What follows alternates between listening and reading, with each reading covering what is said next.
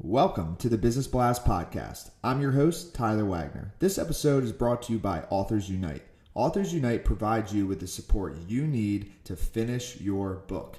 Best part is, after you finish your book, they take care of the entire publishing and marketing process 100% for you. So, if you want to become a successful author, make sure to check out authorsunite.com. Now, let's jump into the episode.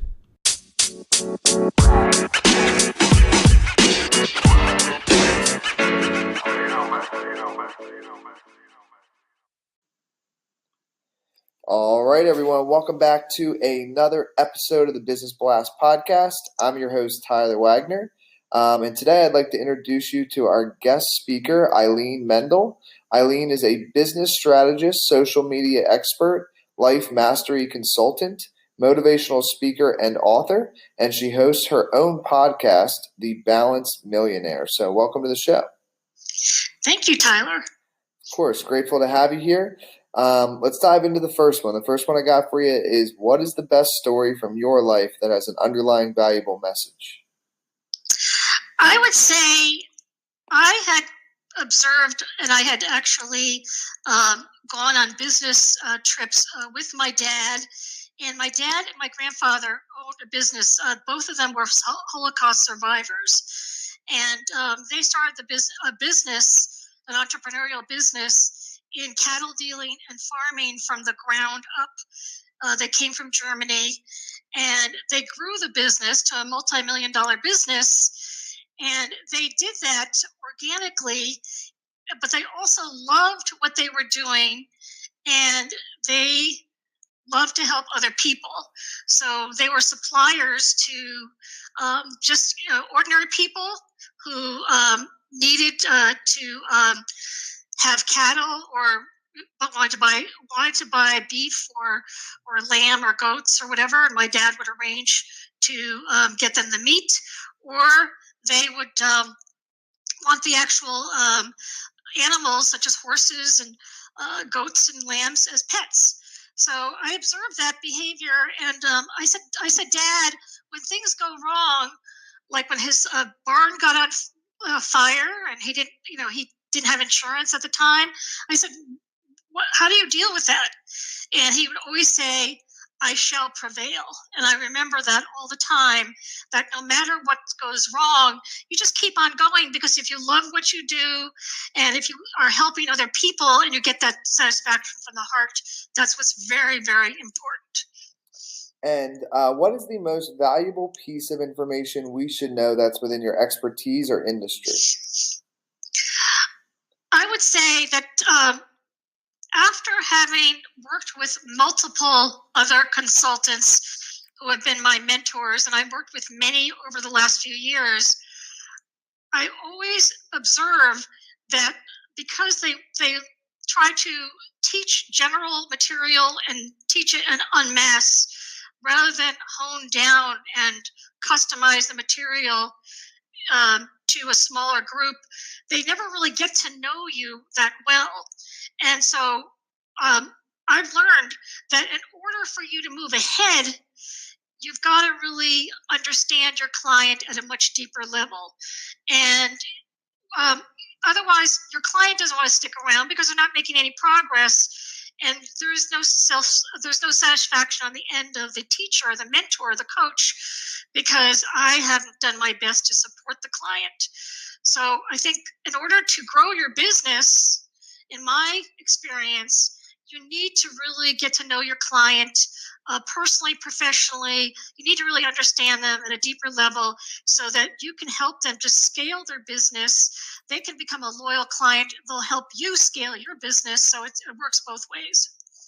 And what is your best piece of overall business advice? It could tie in, just not necessarily industry specific. Well, most people don't realize when they're starting up a business that you're going to hit a lot of rocky roads along the way. It just isn't easy. And there's a lot of discomfort. A lot of the clientele that I have now are at the stage where they've been doing everything themselves. there is a trust issue of hiring somebody full-time or part-time to hand over some of the things that they don't do well so that they can focus on the things that they do well. So I would say the first few years in business are going to be rough. That's when most businesses kind of give up. They don't think, that they're going to succeed, so they just give up right when they're at the cusp of succeeding. And instead of doing that, they need to stay focused on the bigger picture, make some adjustments along the way. Yes, it's painful, and they'll have to, instead of making a right turn, they may have to make a left turn, but they need to keep going because they need to keep feeling the passion for what they're doing and knowing that in the end, it's all going to work out.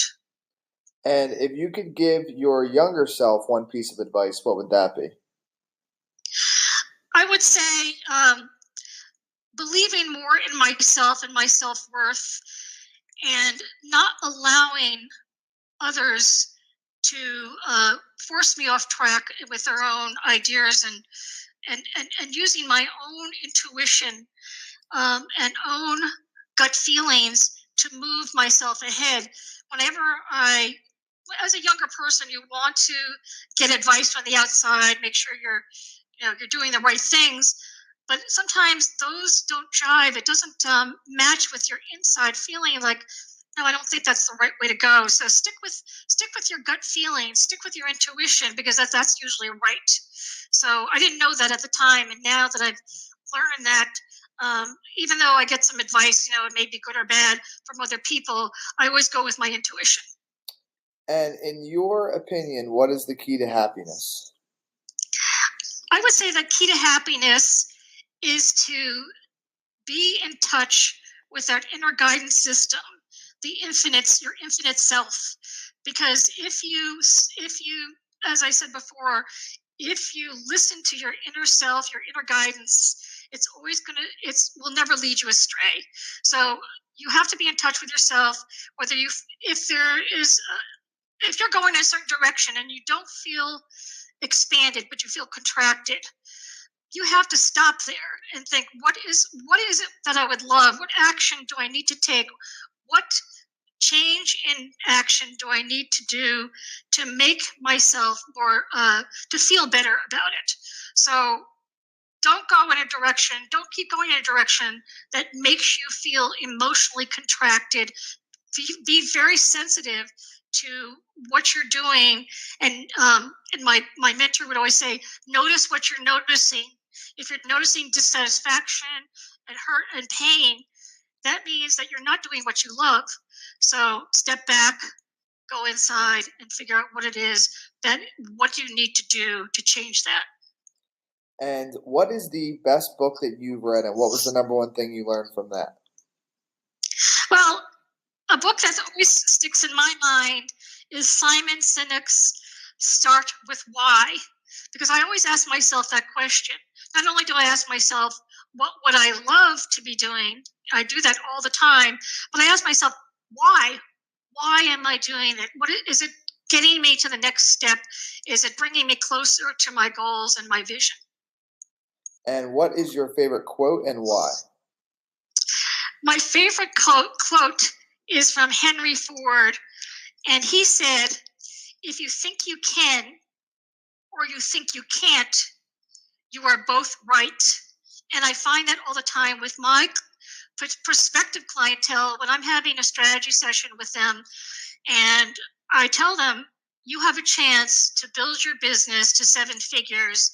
And if they don't believe that in their inner self, they're going to not continue on. They're going to say, well, let me think about it, because they don't believe that they can do it.